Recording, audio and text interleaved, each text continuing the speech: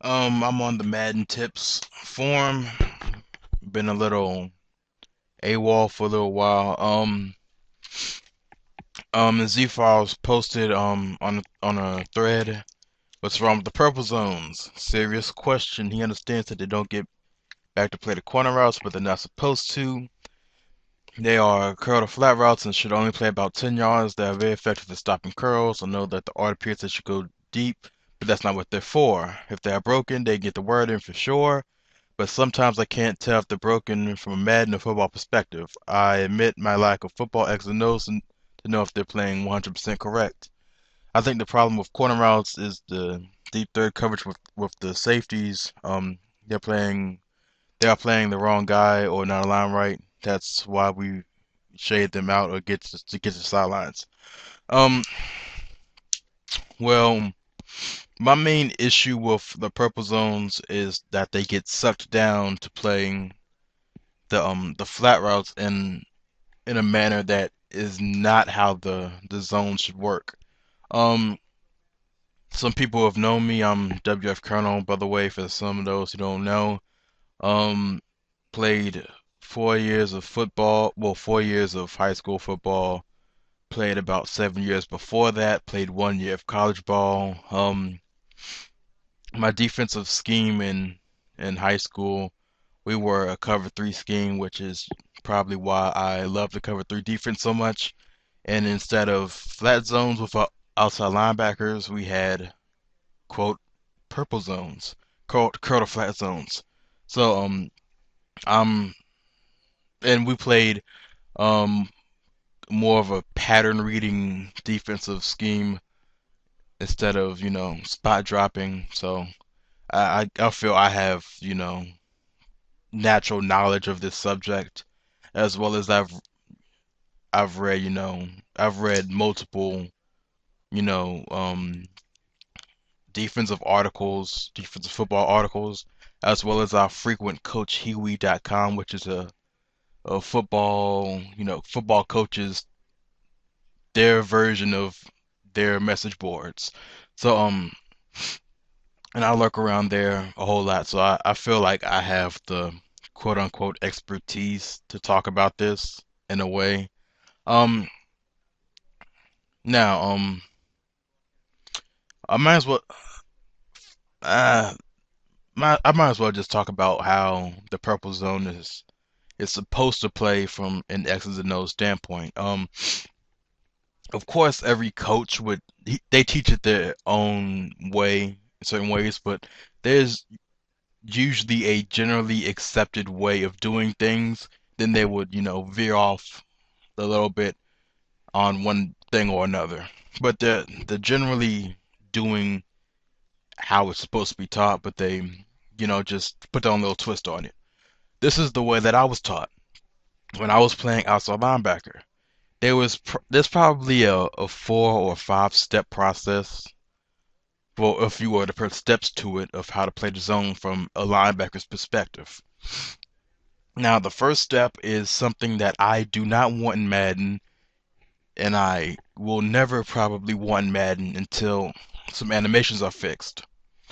The first step from an outside linebacker's perspective to playing the curl flat route is to reroute the slot receiver, so to speak. So if the slot receiver is running like a slant or a vertical, they just, bump them, jam them, knock them off their direct line. Um, a big thing that was stressed to me was that to not let that receiver get cross your face, so to speak. So they have to work behind you because that assisted the middle linebackers or whoever had the hook zones. It slowed the routes down a little bit just to give them more time to read the play. Now, that can't happen in Madden because if a bump were to occur, that would completely destroy that outside linebacker. So whoever's doing that zone, that would destroy their momentum completely, and they wouldn't be able to get over to their destination. So that's the first step is to reroute or not let a receiver cross your face. Um, And of course, that probably is more of a my coach's special twist to it. Who knows? But I've seen some other people on Coach Huey do the same thing. So that's just what I would say is the first step. Um, the second step is to get to the destination. They have to get to the curl area of the field. And even though the route is as dynamic, even though the zone is a completely dynamic zone, and I will get to that later, it more or less starts off as a complete spot drop, so to speak. You have to get to your location. You have to get to that curl. And the curl, I mean, the curl area of the field is, by the sideline, my high school taught to get to 12 yards deep as the outside linebacker, get to 12 yards deep. Um, but that's probably relative to where our starting position was. We were taught to start the play off at around 4.5 to 5 yards deep, 5 yards depth. In college, we were taught to get to about 15. So 12 yards, 15 yards. It's past 10 yards depth, but it's right there. But 12 yards is a small number away from 10, but it makes a big difference. 15 yards to 10 yards, that's a 5 yards difference, and that's a pretty big difference. And I guess the reason that we are taught to get to that depth, so to speak, is to because in game situation you're not going to be completely focused on getting to that depth, so you might round off the your your destination and probably get at, if you're told to get at 15, you're probably going to get at 12. If you're told to get at 12, you're probably going to get at 9. So, but that's just what I was taught 12, and I was taught 15 yards. So NFL depth, I'm probably thinking that's about between, it's at least 12. So it's probably 15, but it's at least 12. Um, yeah, so that step two gets to that destination, and nothing really happens until you get to that destination. Um, but you can go into step three while you're acting out step two. And step three is you play ball. Well, I guess it is only a three-step process, but step three is you play ball, and now play ball, you have to read what's going on from what the offense is doing, and you make the correct action based off of that. There's, I guess, three different things you can do. Um, okay, you've got to your location. You're in the zone. It's the curl to flat zone. You play the curl first, then you play the flat if there's a flat threat. So, if there is a curl threat and no flat threat, then you play the curl threat. If there is a curl threat and a flat threat, you play the curl threat, but you're giving up that flat throw. That's what you're supposed to do. It's a bend but don't break defense, and I guess it was originated to stop the curl flat pass pass combo, because people were getting, just destroyed by the curl route. They just said, hey, we're just going to play the curl, let them get their 3 yard gain from that flat throw, and we'll play another down. So, if there's a curl threat, nothing else, you play the curl. You play the curl. If there's a curl and a flat threat, you play the curl threat. If there is no curl threat and there's a flat threat, you play the flats. That's when you play the flats. If there's no curl threat, because you have no other options. Um, Now, if there is no curl threat and no flat threat, you're supposed to get depth. You're supposed to get deeper. So, let's say you've got to your location of, of 12 yards to 15 yards. Me personally, in Madden, I don't really care if it's 12 or 15, as long as as long as it does, what it's supposed to do when it gets there. But okay, let's say you get to 12 yards. There's no curl threat. There's no flat threat. You get depth. So you get deeper. So you possibly could end up being 18 to 20 yards deep by the end of the play. Could be deeper than that. Who knows? But that's just what we were taught. Get depth. Get depth if there's no other if there's no threats. Um, Now in a Madden sense, would I want them to get that deep? I probably wouldn't. I would want them to get deep enough that they could be covering. Let's say there's a slant route on the left side of the field, and your outside linebacker is playing on the right side of the field. He's in his zone on the right side of the field. We all in Madden have run route, have put a slant route on the left of the field, a slant in, and that route has went all the way across the field. And the depth of that route would probably be open a whole lot of times. I want that curl flat zone to be able to cover that slant route when it goes from the left of the field to the right of the field. That type of depth. That's all I wanted to cover. And also it should be able to cover, the corner routes. If there's no curl threat and there's no flat threat, it should be deep enough to make a play on the corner route. Because that's also, if you've seen the corner flat route combo, that's what that route combo plays on. They have a flat route on the field to occupy that player. So if there isn't a flat route on the field to occupy the curl flat defender, then that curl flat defender should be gaining depth and able to play at least somewhat the corner route. Um, am I missing anything? I think that's it.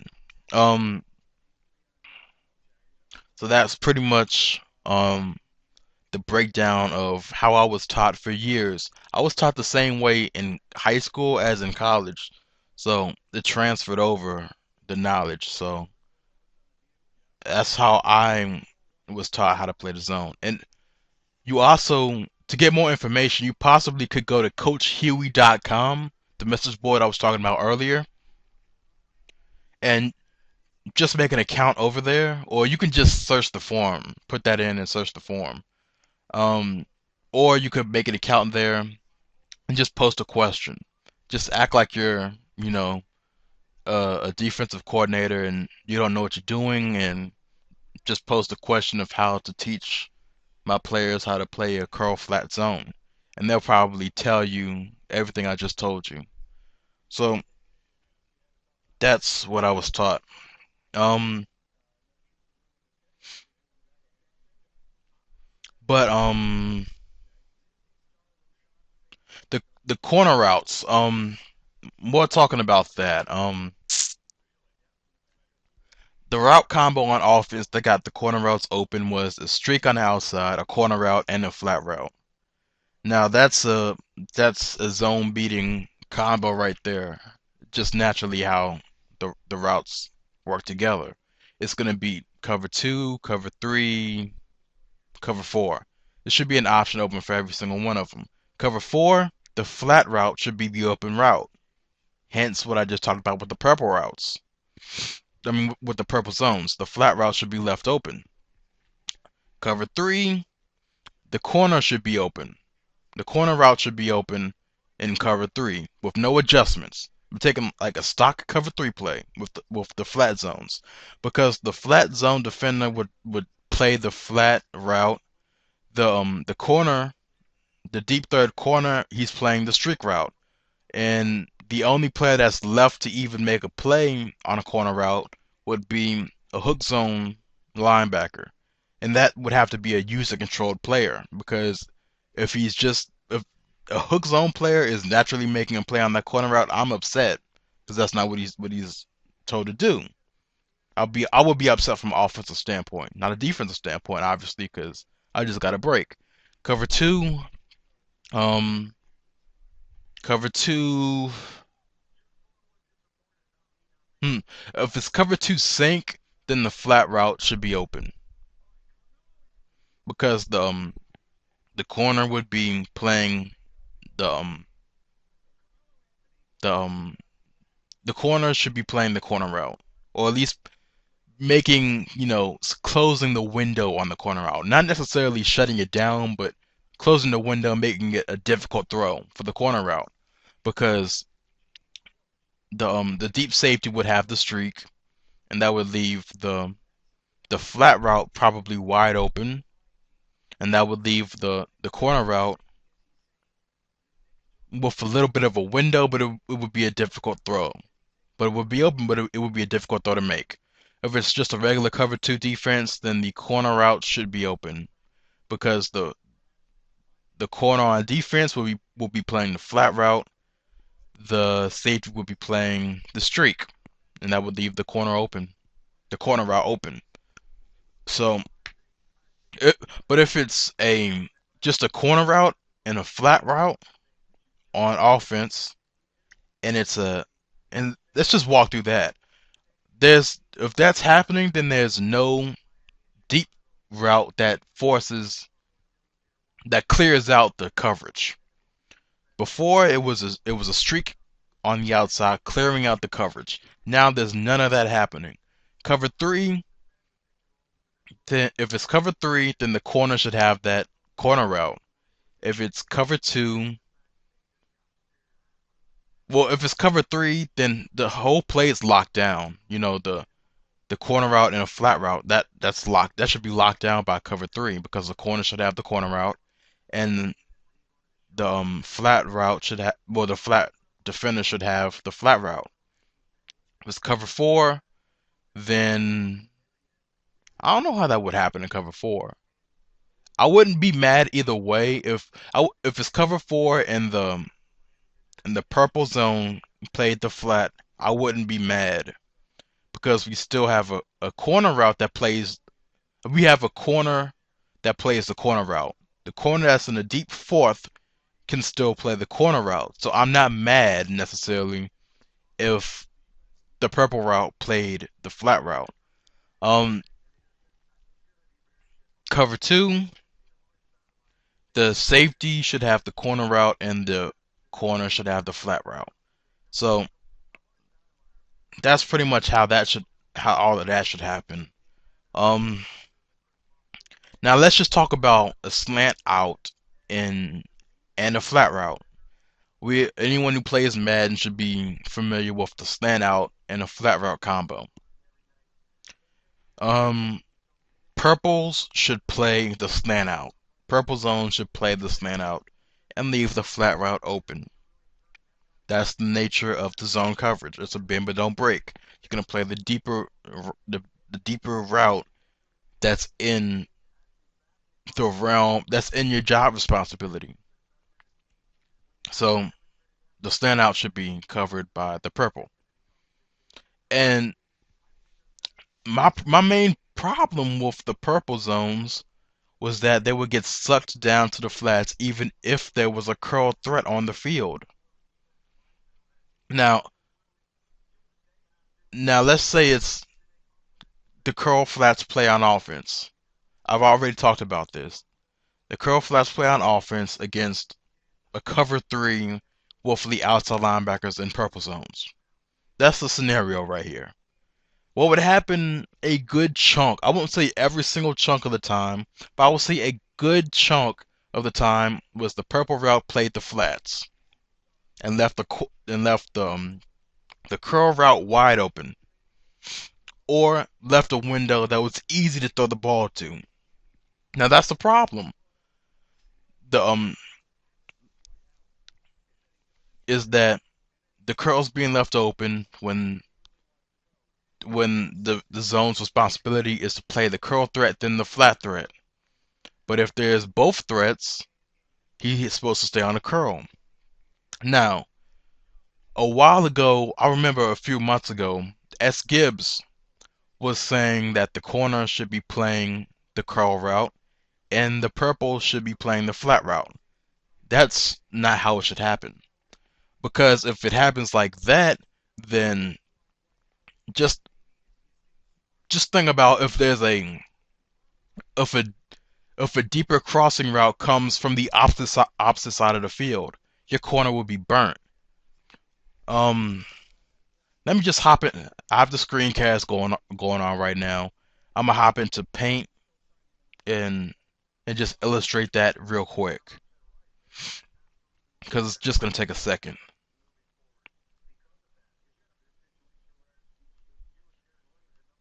Okay, receiver, receiver, O O line. Let's just say this is a slot receiver over here. Let's just say that's happening. Um, Linebacker, corner. Okay,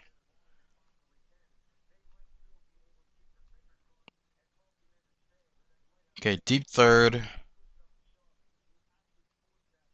Oh, this yeah, okay, that'll work. Deep third, flat. Well, no, let me just change that. Yeah, I'm talking about purples here. What am I doing with that? Okay, deep third, purple. Um,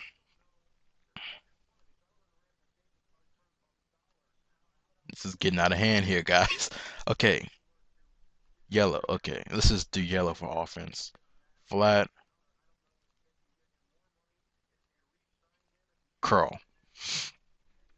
Okay, what should happen here is that the purple should stick to the curl. Should stick here. Let me just put a black line to stick here and leave the flat open.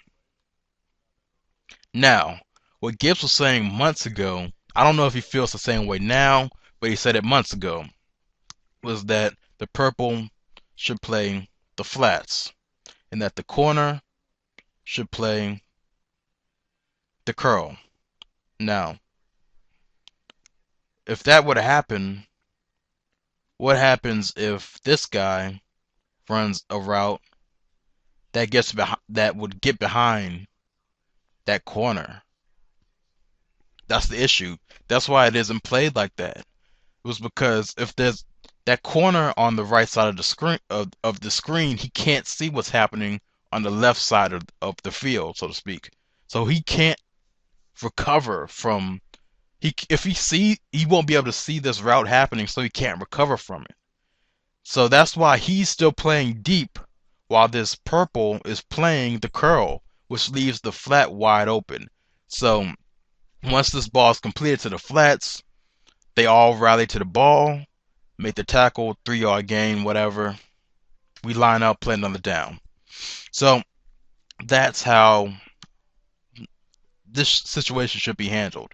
The curl flat route combo should be handled by the by the curl flat player playing the curl, the flat being wide open, and this deep third player sitting, so to speak, sitting deeper and being back up, so to speak, to rally to the ball if when the flat is thrown.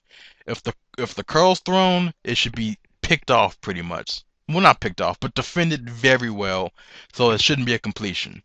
And if there's a route coming from the opposite side of the field, he should be keeping his eyes open. He's free to do that now, so he can get depth and play it. It all works out. So, just WF Colonel talking about the purples. Hopefully this records and I haven't spent this whole time talking to myself. So, I'm out.